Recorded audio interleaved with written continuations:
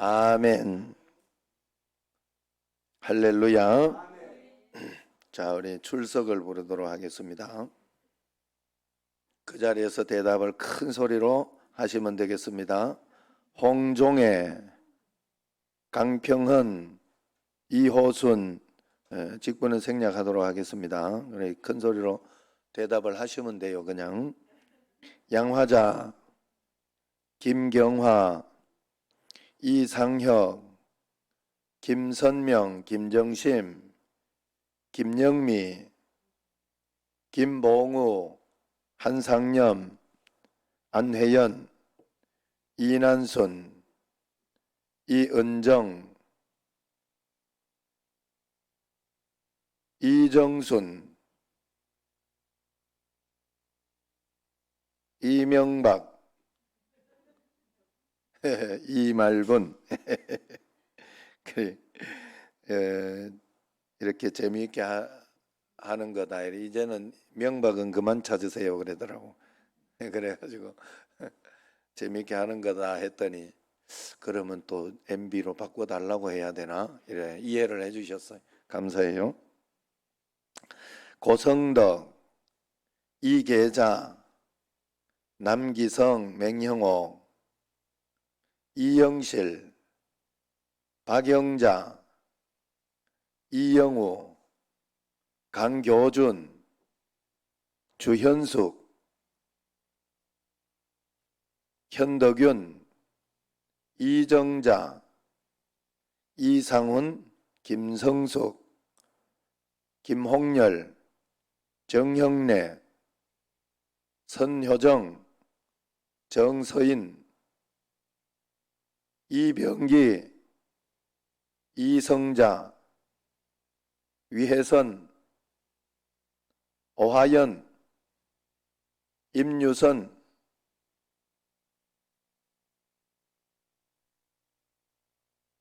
가영, 다원, 예원, 송성숙, 현건웅, 허효선, 지은수, 강정여, 이혜자, 이하영, 고명채, 강혜진. 자, 조금 늦게 들어온 것은 언제나 지각으로 치겠습니다. 그래서 꼭 8시 넘어서 온 거는 이 전사님이 지각 체크를 하세요. 이희옥, 심이희 대답을 해요. 김은미, 최순덕, 박찬혁, 박미수, 고명근, 이상학, 임다은, 강기선, 정정자, 강현, 강정현, 윤순호. 내가 지금 안 이게 막히고 이름을 다 부른 게 기적이요 지금. 그를 알고 계셔요. 자, 오늘 우리는 지금껏 한 번도 경험해 보지 못했던 대재난 코로나19 사태로 온 나라가 얼어붙은 지 벌써 반년이 지났어요. 6개월이면 반년이니까 3분의 2가 지금 되어가고 있습니다. 우리뿐만 아니라 온 세계가 이 팬데믹, 글로벌 팬데믹 그러죠. 온 세계가 지금 이 공황 상태에 빠져 있다 하는 그런 것을 선포했으니까 그런 상황이에요. 이것으로 대다수의 한국 교회의 교회는 한국 전쟁 이후로 처음으로 예배당에 주일 예배를 드리지 못하는 그런 청천벽력 같은 상황으로 내몰리게 되었습니다. 수도권 일부 교회의 그 집단 감염으로 또 교회의 사회적 책임에 대한 그런 문제가 전보다 더 예민해져서 그렇게 대두되고 있는 그런 상황이기도 하죠. 그래서 대다수 교회는 온라인 예배로 전환했지만 온라인 예배를 갖추지 못한 시골 교회나 개척 교회 이런 곳은 참 어렵다고 합니다. 다시 생각해 보면 우리가 이런 어려운 상황에 있지만 이것은 언제나 우리 인류 역사 속에서 항상 존재해왔던 그런 공포였어요. 14세기에서 17세기까지 세계 여러 곳을 무자비하게 강타했던 흑사병이라고 여러분 들어보셨을 것입니다. 1347년에서 51년 사이에만 유럽 인구의 3분의 1이 죽었다고 합니다.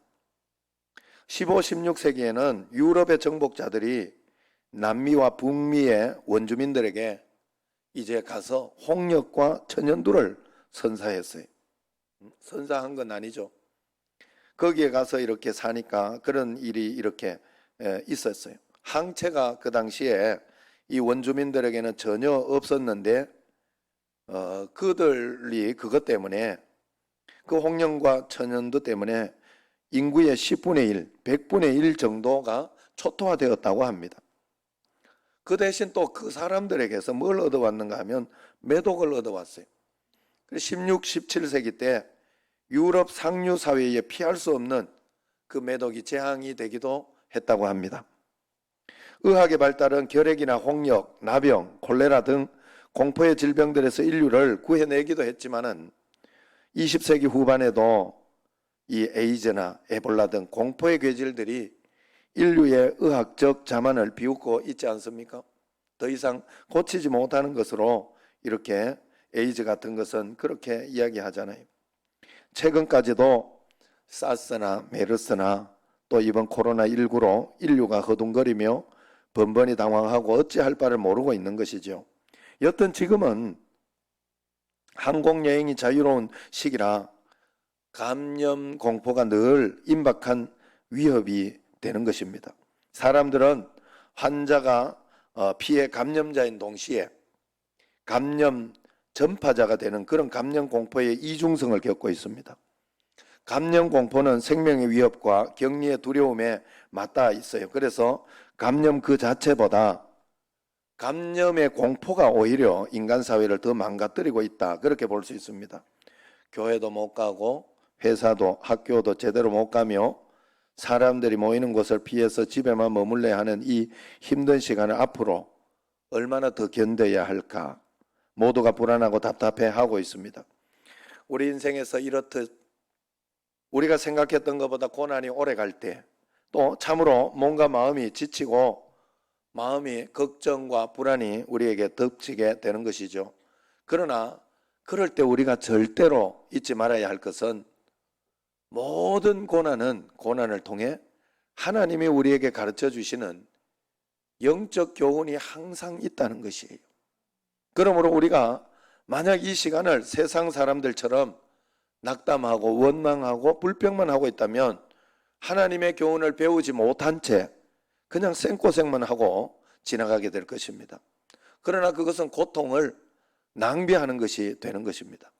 저는 이 전무후무한 코로나19 사태를 통해서 그럼에도 불구하고 하나님이 이 모든 상황을 주관하고 계심을 믿어야 한다고 생각합니다. 깔뱅이 기독교 5대 강령 중에 하나님의 절대 주권이라고 있어요. 그 사상이 있습니다. 하나님은 온 우주를 창조하고 운영하시는 동시에 하나님께서는 세상 모든 일들을 모르고 계신 것이 없다 하는 사상입니다. 그래서 그 어떤 일에도 하나님은 놀라지 않으시며 모든 일에는 하나님의 섭리가 담겨 있기 때문에 차분히 하나님의 음성을 듣고 하나님 말씀을 따라가면 그 문제를 해결할 수 있다는 거예요. 하나님은 우리처럼 왜 이런 일이 일어났지? 이걸 어떻게 하면 좋지 하면서 허둥거리는 분이 아니라는 거예요. 지금 충격적인 코로나19 팬데믹 상황 속에서도 거대한 하나님의 섭리 가운데 분명히 있다는 거예요.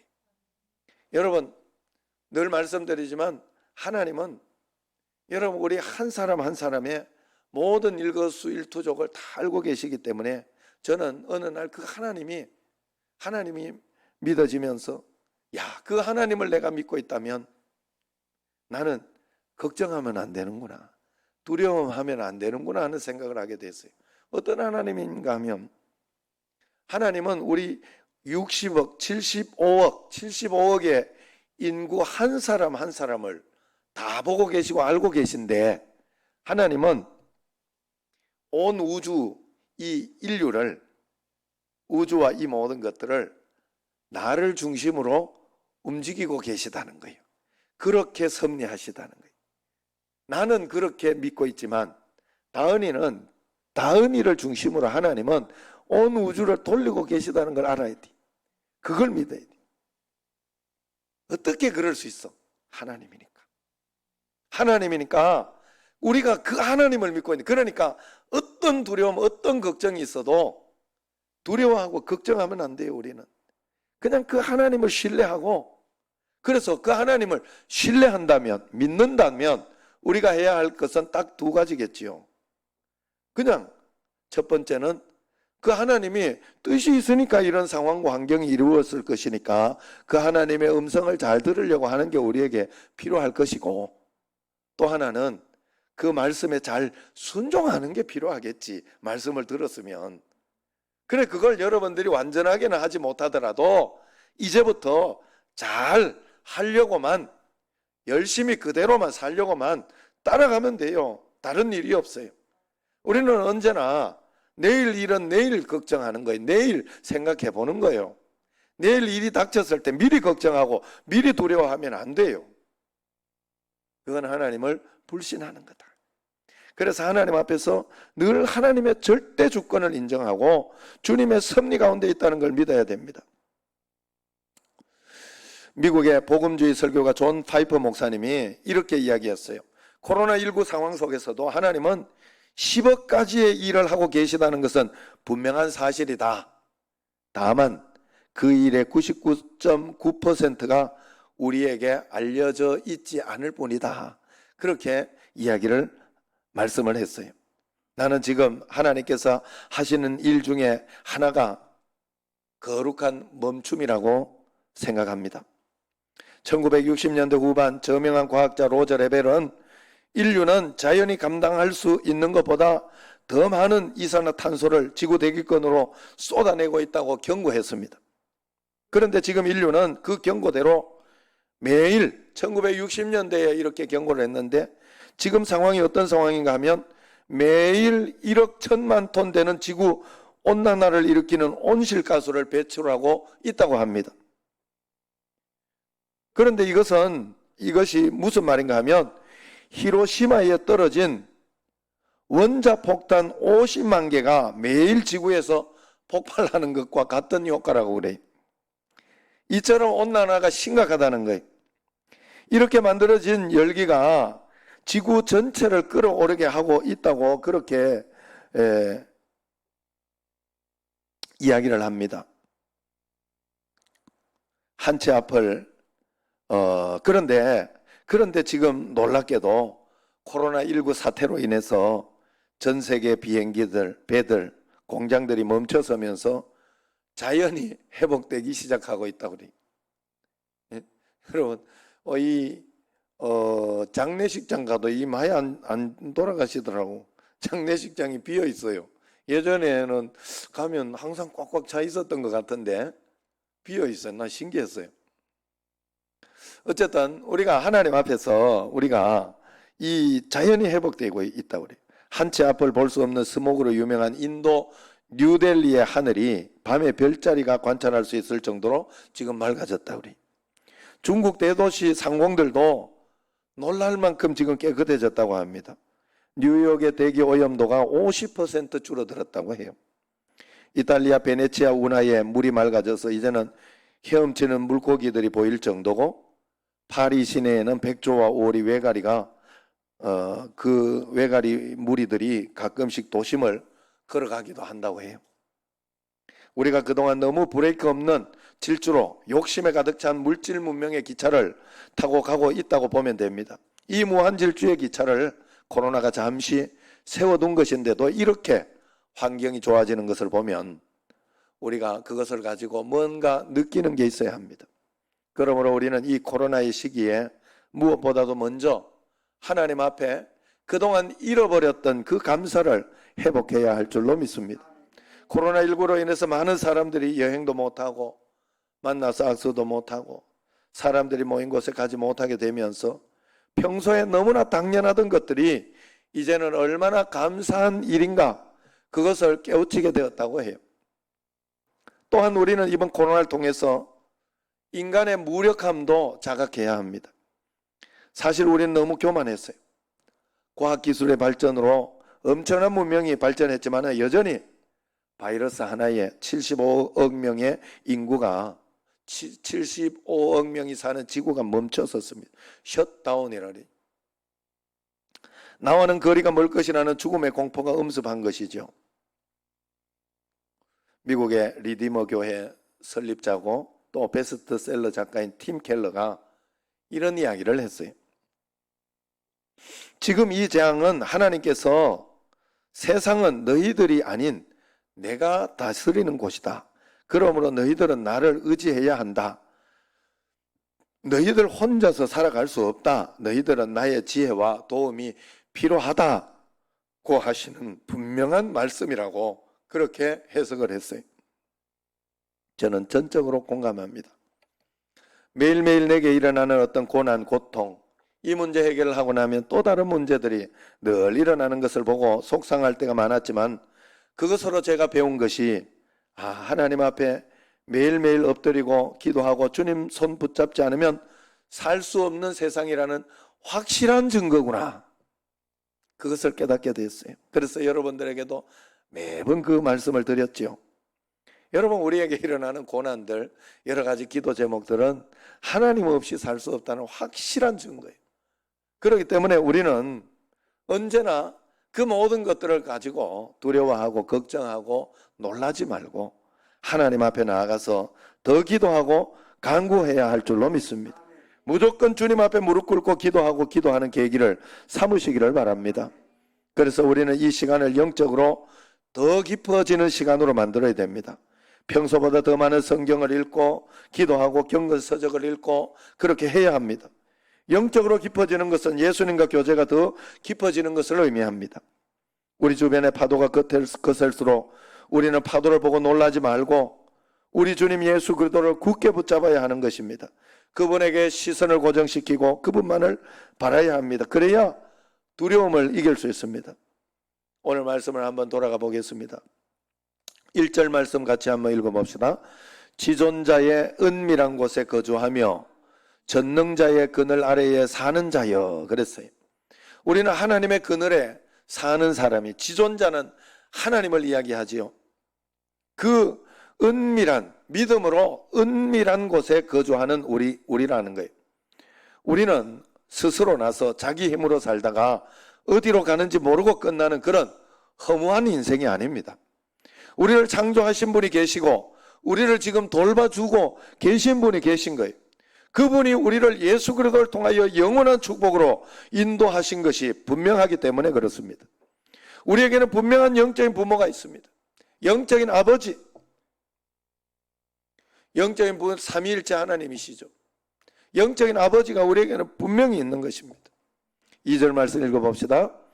나는 여호와를 향하여 말하기를 그는 나의 피난처요 나의 요새요 내가 의뢰하는 하나님이라 하리니. 그러므로 하나님을 여호와라고 표현했죠. 여호와라고 표현하는 것은 인격적인 하나님을 이야기해요. 인격적으로 만난 하나님, 그 여호와를 향하여 말하기를 그는 나의 피난처요 나의 요새요 내가 의뢰하는 하나님이라. 자, 여기에서 여호와 하나님이 교대로 나와. 여러분들이 성경에서 하나님이라고 번역될 때는 전능하신, 능력이 많으신 그 하나님을 여러분들이 생각을 해야 돼요. 항상. 아셨죠? 그리고 여호와라고 표현될 때는 그 하나님이 막 전능하시면서 나를 마음대로 좌지우지 하시는 분이 아니라 내 눈높이로 이렇게 내려와서 영주나 깍꿍 하는 그런 하나님. 우리는 어린아이와 같잖아요. 그래서 어린아이처럼 이렇게 눈높이를 낮춰줘서 내 수준에 맞게 이야기를 해주시는 거예요.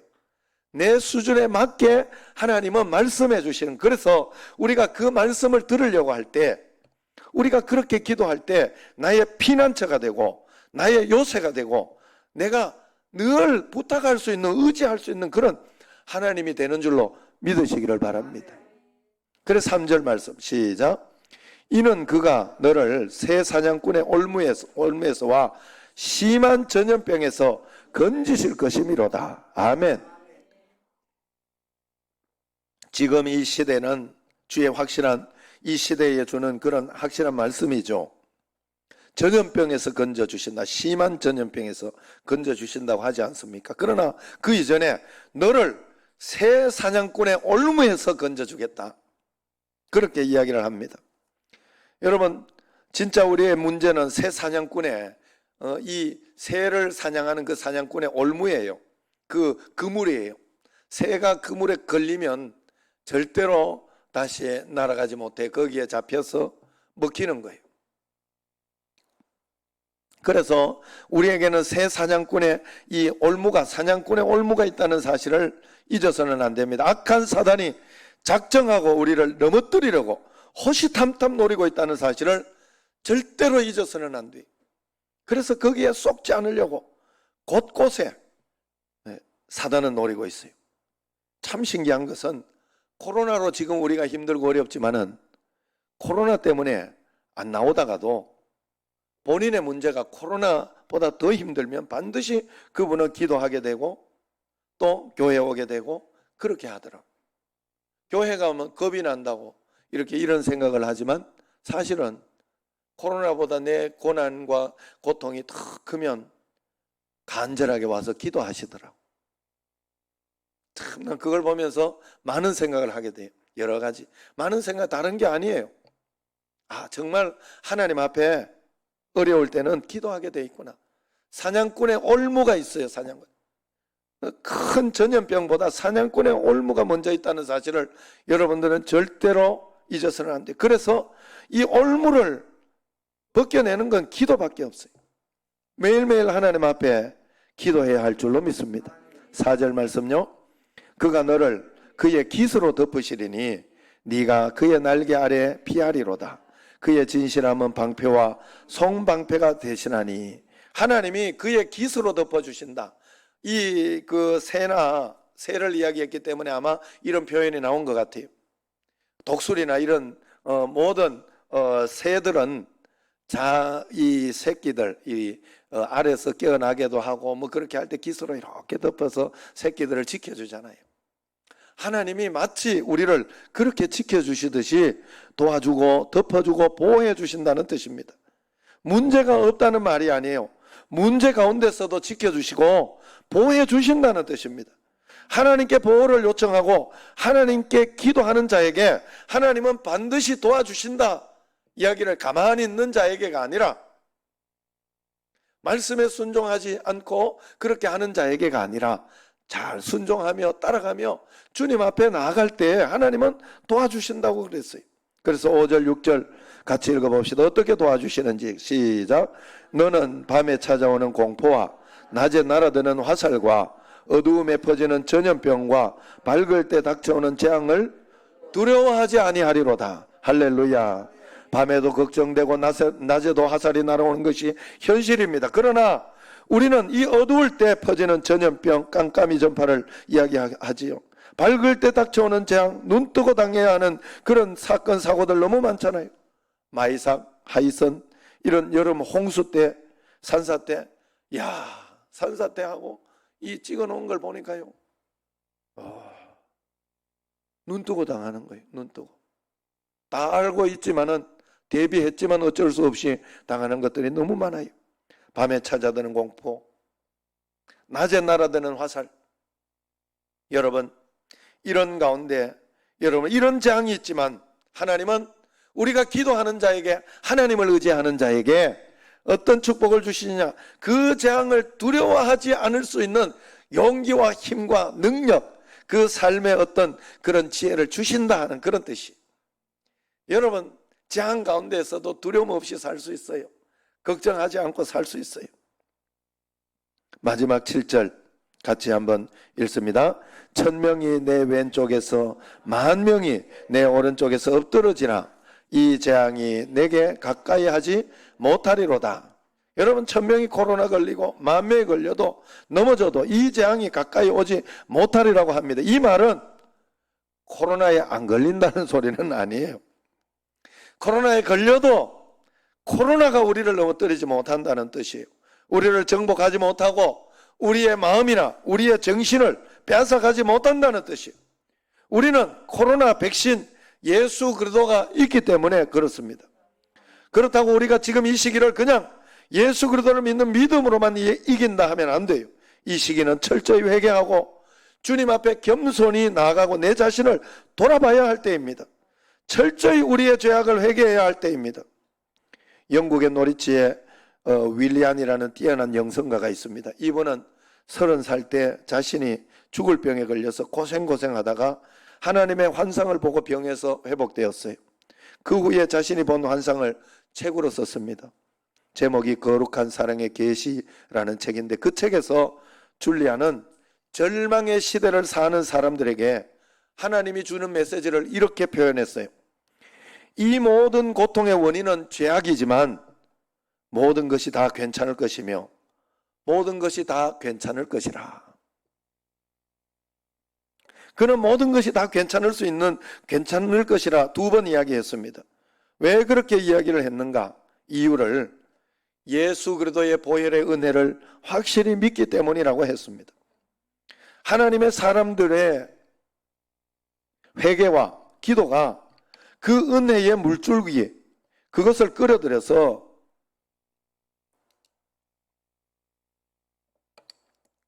세상을 살려낼 것을 믿고 있기 때문이라는 것입니다.